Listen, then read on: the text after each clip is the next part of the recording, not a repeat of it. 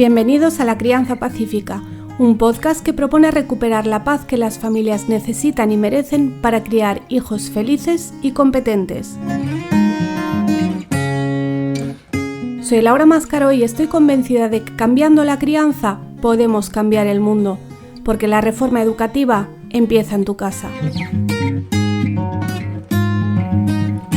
Este podcast es posible gracias a las personas que apoyan mi labor a través de la plataforma Patreon. Únete en patreon.com/Laura Mascaró y sigue La Crianza Pacífica todos los domingos en iVoox, iTunes, Facebook y YouTube.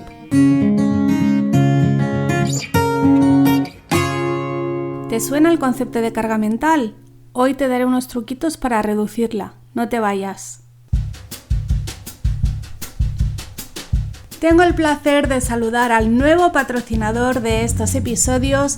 Esta semana nos patrocina el curso de escritura creativa de la editorial 4 Hojas. Es un curso online pensado para niños y jóvenes de entre 8 y 13 años. Su objetivo, despertar su interés y motivación por la lectura y por la creación literaria y ofrecer una alternativa más a su tiempo de ocio. Las actividades propuestas buscan favorecer el desarrollo lingüístico, emocional, cognitivo y social, desarrollar la imaginación y enriquecer su conocimiento y su lenguaje, ampliando así la comprensión del mundo que les rodea. Y si a ti también te apetece, Editorial 4 Hojas te ofrece también cursos de escritura creativa para adultos. En la descripción del episodio tienes los enlaces a estos cursos.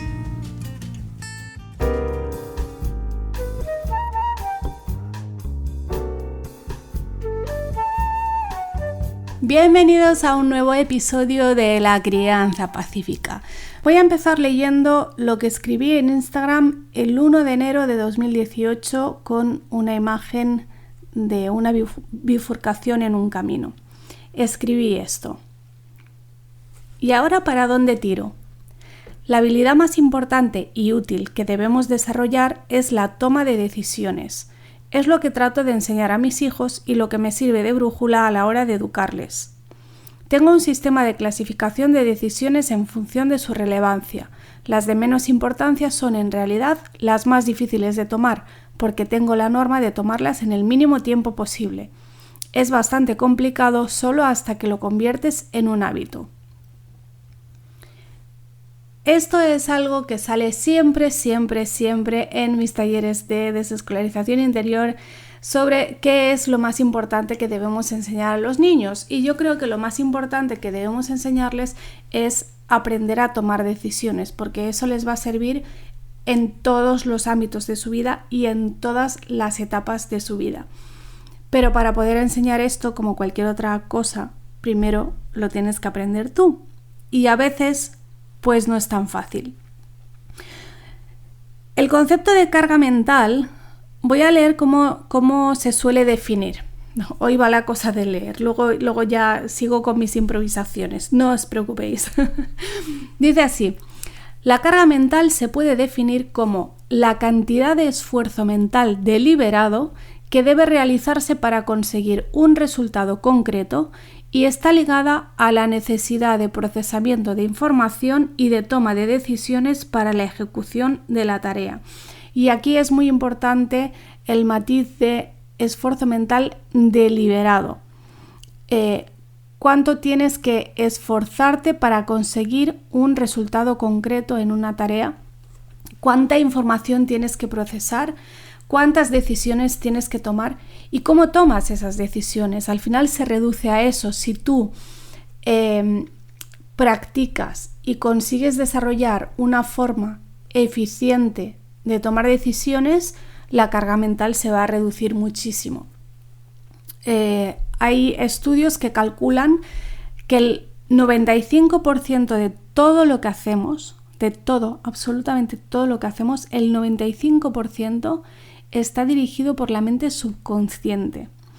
Y hay algunos investigadores que incluso ponen un porcentaje más alto, llegando a algunos incluso hasta el 99%. Y solo el resto, el 1% o el 5%, está dirigido por la mente consciente. Es un dato muy curioso, porque realmente si a ti te preguntan, si tú no conoces estos estudios y te preguntan ¿qué porcentaje de todo lo que tú haces crees que está dirigido por la mente consciente y qué porcentaje por la mente subconsciente? Yo creo que nadie diría que un 5% contra un 95%. Creo que no tenemos esa percepción. Entonces, es crucial decidir qué cosas quieres que estén incluidas en ese 5% que haces de manera consciente, pero también, muy importante, es qué podemos hacer respecto a ese 95% que está manejado por el subconsciente. Porque el subconsciente no es simplemente el azar o algo espontáneo que tú no controlas. No, en realidad tu subconsciente tú lo puedes programar. No es que lo puedas programar, es que de hecho lo estás programando con todas tus actuaciones, con todo lo que tú haces, estás programando tu subconsciente y le estás diciendo, esta es la pauta, este es el camino. Entonces, ese mensaje que tú le das, tú lo puedes cambiar de manera consciente para que luego tu subconsciente actúe de otra manera. Que es muy curioso porque se da la paradoja de que para actuar de forma intencional tenemos que automatizar los procesos y entrenar a nuestro subconsciente para establecer hábitos y rutinas que son los que hacen pues que al final todo fluya, ¿no? Que las cosas salgan sin que para ti supongan un aumento de la carga mental y que se hagan de manera eficiente. Me gusta mucho lo que cuenta Mel Robbins de cómo ella descubrió la regla de los 5 segundos. Hay otros autores que hablan de 7 segundos, pero bueno, la cuestión es que es menos de 10 segundos. Ella explica, creo que tiene una charla TED sobre el tema. A mí me gusta mucho Mel Robbins porque es muy clara a la hora de hablar. Y ella dice, cuando tu pensar y tu sentir están en conflicto, siempre gana tu sentir. Porque tu sentir actúa inconscientemente, es una acción automatizada. Ella pone el ejemplo, porque es realmente el momento en el que ella se dio cuenta de esto, que por la mañana, por ejemplo, suena el despertador. Tú sabes que deberías levantarte, ese es tu pensar, pero no quieres, ese es tu sentir, porque te falta la motivación, por lo que sea, no quieres. Entonces, apagas la alarma, la aplazas y das la vuelta en la cama y te quedas allí y no te levantas. Entonces, ahí tú estás programando tu subconsciente para que cada vez que pase eso, actúe de la misma manera. Lo más probable cuando estés en esa situación es que no te levantes porque tú te has entrenado para no levantarte, pero del mismo modo también puedes entrenarte para sí hacerlo. Puedes entrenarte para levantarte. Y no va a ser fácil y no va a ser cómodo y no lo vas a conseguir de un día para otro. Pero sí se puede hacer. Mel Robbins cuenta que ella estaba pasando una época muy difícil y que estaba tan ocupada sintiendo lástima de sí misma y pensando en todo lo que debería hacer, pero no hacía, que cosas tan sencillas como levantarse de la cama y dar el desayuno a sus hijos se volvieron prácticamente imposibles. De modo que incluso sus hijos empezaron a faltar al colegio porque llegaban siempre tarde al autobús porque ella no se había levantado, aún sabiendo a nivel racional, o sea, su pensar era, te tienes que levantar, tienes unas obligaciones. Pero ella dice, hay dos cosas que tienes que saber. Por un lado, tienes que saber qué es lo que debes hacer, me tengo que levantar. Por otro lado, tienes que saber por qué debes hacerlo, pues porque tengo unas obligaciones, porque tengo que darle desayuno a mis hijos. Pero también dice, pero estas dos cosas no son suficientes. Necesitas algo que te active y ese algo no sale de la nada. Lo tienes que hacer tú, lo tienes que provocar tú y tienes que entrenar a tu cerebro para que esa sea la respuesta automatizada. Si tienes una idea sobre algo que debes hacer en cualquier ámbito y no actúas en los primeros 5 segundos, por eso lo llama la regla de los 5 segundos, tu cerebro anula esa idea. Entonces, En cuanto se te pase algo por la cabeza, haz algo al respecto inmediatamente. No pienses, ahora no puedo, ahora no tengo tiempo, es muy complicado. No, siempre hay algo que en muy poco tiempo puedes hacer. ¿Que piensas, por ejemplo, que deberías cuidar mejor tu alimentación? Pues en cuanto esa idea pase por tu cabeza, entras inmediatamente en Google y buscas una receta. Solo eso, no tienes que hacerte todo un plan de cómo tiene que ser tu alimentación, de qué alimentos debes eliminar, de cada cuánto debes comer, de si debes ayunar, de si te tienes que hacer vegetariana, de qué cosas tendrías que comprar, de qué cosas tienes en casa que deberías tirar y cómo lo hago luego para no tener que cocinar doble porque mis hijos obviamente no van a comer como yo. No te compliques. Entras en Google y buscas una receta, solo con eso. Que tardas un minuto y lo puedes hacer desde cualquier lugar, desde tu teléfono móvil, eso ya te va preparando para adquirir el hábito. Porque el hecho de actuar, el hacer algo, no tienes que hacerlo todo y no tienes que hacerlo perfecto y no tienes que dedicarle mucho tiempo. Es hacerlo en el momento en que esa idea pasa por tu cerebro. Ese hecho de actuar le manda a tu subconsciente un mensaje claro de qué es lo que quieres hacer y lo que debes hacer. Y ahí es donde empieza tu programación. Así que, para simplificar tu vida y descargarte un poco de esa famosísima carga mental, puedes automatizar todas tus actividades cotidianas. De una en una, no lo tienes que hacer todo de golpe, ni lo tienes que hacer todo hoy, ni mucho menos. Es empezar de una en una. Y cuando ves que con una te funciona bien, inmediatamente te pones a buscar la forma de hacer lo mismo con otras actividades. Es decir, se trata de crear como protocolos para que esas cosas del día a día, hacerlas por un lado, hacerlas de manera eficiente y por otro lado, que conseguir que no sean una carga para ti, ni a nivel mental ni a nivel logístico. Es decir, que esas pequeñas cosas del día a día las hagas bien sin tener que pensar mucho. Y así lo que consigues es que puedes dedicar tu energía y tu atención a cuestiones más importantes y estás más descansada y estás menos estresada, porque las cosas del día a día, digamos que salen solas, pero no es que salgan solas, es que tú te has programado y has creado sistemas para que esas cosas se hagan prácticamente de forma automática. El ejemplo clásico es el del armario cápsula, por ejemplo. ¿Por qué Zuckerberg va siempre con vaqueros y camiseta negra? Pues porque así por la mañana no tiene que dedicar ni un segundo a pensar qué ponerse, porque todo su armario es igual.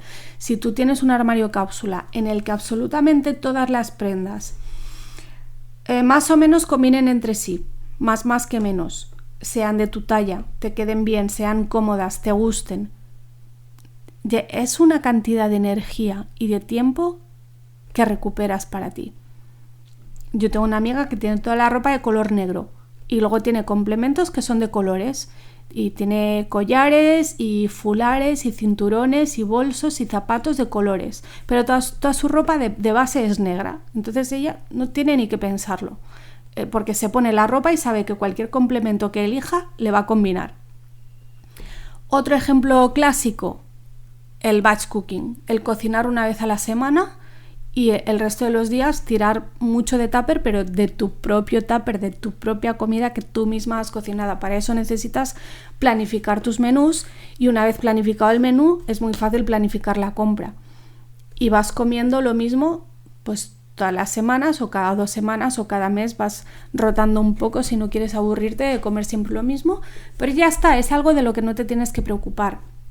Lo mismo que yo he contado muchas veces de cómo adjudico cada actividad o algunas de las cosas que tenemos que hacer, les adjudico un día de la semana, de modo que yo el resto de la semana no me tenga que preocupar por eso. Por ejemplo, si los martes y los viernes hay colada, yo sé que el resto de los días no me tengo que preocupar por la colada. Si yo veo que el viernes queda poca comida, yo ni me preocupo por eso porque sé que el sábado se hace la compra, sí o sí, siempre. Son cosas que ya son automáticas, no las tenemos que decidir cada vez. Otro ejemplo clásico, productividad en el trabajo, el tener siempre una lista de tareas pendientes y saber organizarlas, tener un sistema claro de organizarlas en función de su importancia y de su urgencia, que no es lo mismo, que sea importante o que sea urgente. Y a partir de ahí sabes siempre qué es lo primero que haces y qué es lo siguiente, por dónde empiezas. Y hay muchos sistemas diferentes y uno no es mejor que otro. Tienes que ver qué es lo que funciona mejor según tu tipo de trabajo y según tu forma de ser. Yo creo que la personalidad influye mucho. La fórmula de Brian Tracy de cómete primero la rana, que es haz primero lo que no te apetece hacer porque así luego todo lo demás va a ser más fácil, es una muy buena opción, pero para otras personas funciona mejor lo de haz primero lo que te vaya a llevar menos tiempo, porque así enseguida tienes una cosa ya tachada de la lista y eso te va a motivar a seguir. Es buscar la forma que funcione mejor para ti, ver si, por ejemplo, tener las tareas pues en un orden que sea siempre el mismo y que no tengas ni que pensarlo. Primero reviso, por ejemplo, yo lo primero que reviso siempre son los usuarios de mi web. ¿Por qué? Porque esa es la gente que me está pagando y tengo que comprobar que todo esté bien, que tengan acceso a los cursos, que no tengan ninguna dificultad con el usuario para entrar o con el contenido, lo que sea. Esa es mi prioridad. Luego hago las tareas de mi lista de pendientes que están organizadas pues eso, en función de la importancia y de la urgencia. Después el mail y por último las redes. Yo no empiezo entrando en las redes porque sé que ahí pues entro en un agujero de gusano infinito y que me puedo liar toda la mañana con las redes sociales y no hacer nada de lo que realmente tengo que hacer, y eso no es ser productivo. Que de eso vamos a hablar mucho en los talleres de emprendimiento y de libertad financiera. La productividad de las redes no tienen absolutamente nada que ver. En definitiva, se trata de hacer las cosas lo más sencillas posible. Puedes automatizar cualquier tipo de actividad prácticamente. Puedes automatizar incluso tu reacción ante los conflictos de tus hijos. Por ejemplo, recuerdo una asesoría que hice en la que era un niño que pegaba. Este año me han llegado muchas familias con niños que pegan. No sé si ha sido casualidad o si está pasando algo a nivel global. Me parece un poco preocupante, a menos eso que digo, que haya sido casualidad. Pero lo que hicimos fue establecer una secuencia específicamente para la madre, porque la madre era la que pasaba más tiempo con el niño y por tanto era la que más recibía. Entonces establecimos una secuencia muy muy muy sencilla que fuese muy fácil de recordar para ella, porque ella no sabía cómo reaccionar, entonces digamos que actuaba su subconsciente y cada vez era peor. O sea, no era ni siquiera que cada vez la dinámica fuese la misma, sino que cada vez se iba estropeando un poquito más. Entonces dije, mira, te aprendes esto, pero como un mantra de memoria, para que cuando pase no tengas ni que pensarlo, que ya esté en tu cabeza. Cuando mi hijo me pegue, 1, respiro, 2, le cojo la mano, 3, le miro a los ojos y le digo con firmeza que no me puede pegar. Entonces, eso es un protocolo muy sencillo. Obviamente no arregla el problema de base, es una cosa como para reaccionar en ese momento, que es muy importante, el reaccionar en 5 segundos. Y evitamos lo que pasaba antes, que es que cada vez entraban en un bucle tremendo que terminaba mal para todos. La madre gritando, el niño llorando y pataleando, el padre enfadado, y bueno, un horror. Entonces, su subconsciente estaba programado para reaccionar así, porque la primera vez que le pasó no se lo esperaba, no estaba preparada, no sabía cómo reaccionar, hizo lo primero que le salió y eso fue el mensaje que recibió su subconsciente. Entonces, la segunda vez repitió y además pues le añadió un poquito más porque aparte de simplemente su subconsciente dijo, vale, ¿qué hicimos la otra vez? Pues hacemos lo mismo, pero además por otra parte pues fue la sorpresa y la indignación y la impotencia de decir, ha pasado otra vez, no hemos conseguido arreglarlo, no vamos bien. Entonces se crea pues como ese efecto bola de nieve y entraban en un círculo vicioso que se consiguió romper cuando se automatizó este proceso y se reprogramó el subconsciente de la madre. Y esto sirve para todo, pero lo principal es empezar por las tareas, esas tareas que parecen pequeñas pero que se llevan mucha energía, quizás también mucho tiempo, y que es lo que llamamos carga mental, ¿no? Que está ahora tan de moda hablar de la carga mental, pero poca gente te dice realmente bien, ¿y qué podemos hacer, ¿no? Para aliviar esa carga. Cuanto menos esfuerzo te cueste hacer este tipo de tareas que son... cuando digo tareas pequeñas me refiero a cosas como gestiones para la casa, por ejemplo, pues eso, la limpieza de la casa, el preparar la comida, las gestiones que haya que hacer, pues de, yo qué sé, que haya que arreglar cosas o que haya que pedir citas médicas, ese tipo de cosas que son, por supuesto, mucho menos importantes que cosas como la educación de los hijos. Eso ya sería como para después. Primero vamos a simplificar lo pequeño, lo que es menos importante. Entonces, cuanto más fácil sea hacer este tipo de tareas, menos te vas a estresar, menos te vas a equivocar y más energía te va a quedar para dedicarte a lo que es realmente importante. Porque cuando tenemos muchas cosas en la cabeza, las acabamos haciendo mal. Y perdemos las llaves porque no tenemos automatizado el dónde las dejamos cada vez, o compramos la leche que no era, o el pan que no era, como ha hecho y John y me ha traído un pan que no puedo comer, o no llevamos la colada al día porque se nos van acumulando las cosas y no sabemos cuándo ni cómo hacerlas, o nos equivocamos de hora en las citas médicas o en las actividades de los niños y vamos creando otra vez ese efecto bola de nieve hasta que sentimos que hemos perdido por completo el control de nuestra vida. Antes de irme, quiero hacer un apunte final sobre este tema de la carga mental.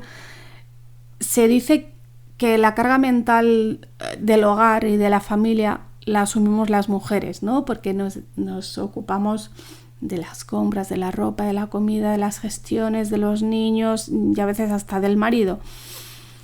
Entonces, sí es cierto que normalmente la carga mental la asumimos más las mujeres, pero hay varios matices que yo creo que se tienen que hacer. Por un lado, es más fácil repartirlo si hacemos dos cosas. Uno es repartirlo en función de los intereses de cada uno, es decir, de los intereses y también del tiempo disponible, porque yo entiendo que, por ejemplo, recuerdo una familia en la que la madre tiene un trabajo de muy poquitas horas, que no es todo el año, porque es autónoma, es artista y trabaja pocas horas, pocos meses al año, pero el padre trabaja todo el año muchísimas horas. Entonces yo entiendo que si el padre llega a casa a las 8 de la tarde después de todo el día trabajando, y tú sí has estado en casa, pues no va a ser el padre el que se esté ocupando de hacer la lista de la compra o de hacer la colada o de hacer ese tipo de cosas. También hay que tener un poco de sensatez en eso. Pero también repartirlo en función de los intereses de cada uno, es decir, ver qué se te da mejor o qué es más natural para ti. Por ejemplo, en mi casa de las cosas del coche yo no me ocupo, porque yo no entiendo de coches ni tengo ningún interés en el tema, sinceramente, más allá de que mi interés es tener un coche que me lleve del punto A al punto B y ya está.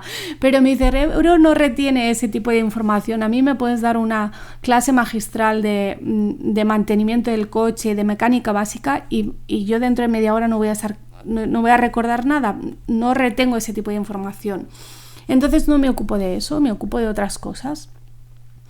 Dicho esto, una vez repartidas las tareas, también, y es que es una cosa que la veo mucho, tienes que confiar en el otro y no estar todo el tiempo pendiente de lo que le toca hacer al otro, porque para eso no hacía falta repartir tareas. Si además de darle tareas a tu marido le vas a estar supervisando y ya previendo en qué se va a equivocar o qué va a hacer mal o qué es lo que no va a hacer, pues para eso no repartas, hija, pero tampoco te quejes luego de la carga mental y logística. Y en segundo lugar, que todo es mucho más fácil si una vez repartido automatizamos. Así que señoras y señores, a simplificar y automatizar. Y como cada semana, muchas gracias a todos los que habéis llegado hasta aquí. Recordad que me podéis ayudar a llegar a mucha más gente y que este mensaje llegue a muchas familias que lo necesitan, haciendo un pantallazo del podcast que estás escuchando y publicándolo en tus redes sociales. Recuerda también que tenemos un grupo de Facebook gratuito para todos los oyentes del podcast que se llama La Crianza Pacífica. Y hasta el próximo domingo, que tengas una bella y pacífica semana.